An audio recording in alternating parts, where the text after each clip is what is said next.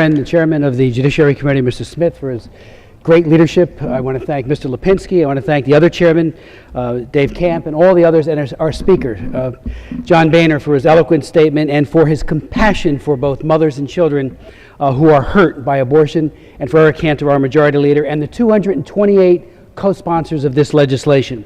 Madam Speaker, there is no doubt whatsoever that ending all public funding for abortions saves lives. Even the pro-abortion Guttmacher Institute said in its analysis in 2009 that approximately 1/4 of women who would have had Medicaid-funded abortions if the Hyde Amendment did not exist instead give birth when this funding is unavailable. In other words, when public funding and facilitation isn't available for abortion, children have a greater chance at survival. I said earlier during the debate that on the rule that I remember the late Congressman Henry Hyde being moved literally to tears. I was in the room when it happened, when he learned that the Hyde Amendment had likely saved the lives of more than 1 million babies who today are getting on with their lives, going to school, forging a career, perhaps serving in this chamber, at least some of them, or even establishing their own families. H.R. 3, the No Taxpayer Funding for Abortion Act, comprehensively ensures that all programs authorized and appropriated by the federal government, including Obamacare, do not subsidize the killing of babies except in the rare cases of rape, incest, or the life of the mother.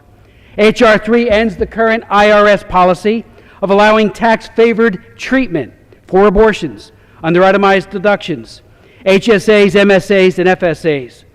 H.R. 3 also ends the use of tax credits under Obamacare to purchase insurance plans that include abortion, again, except in the cases of rape, incest, and life of the mother. Madam Speaker, we know that Americans are taking a good, long, hard second look at abortion. The polls show it. On taxpayer funding, the minimal majority is 60 to 61%. Some polls put it as high as 68 or 69%. Do not want their funding being used to pay for abortion.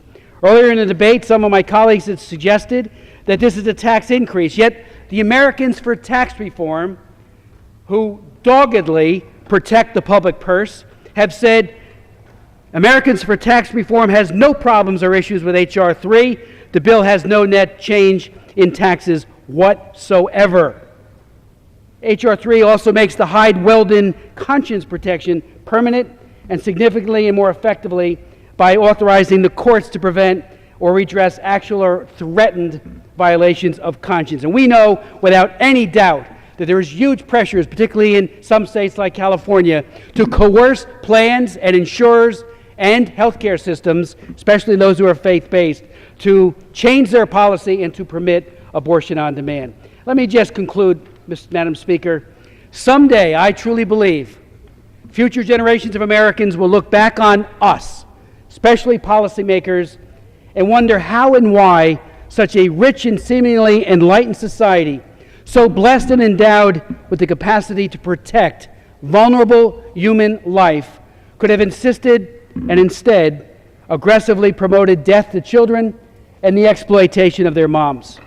They will note with deep sadness that some of our politicians, while they talked about human rights, they never lifted a finger to protect the most persecuted minority in the world, the child in the womb. Back and vote for H.R. 3, the No Taxpayer Money for Abortion Act. Thank you.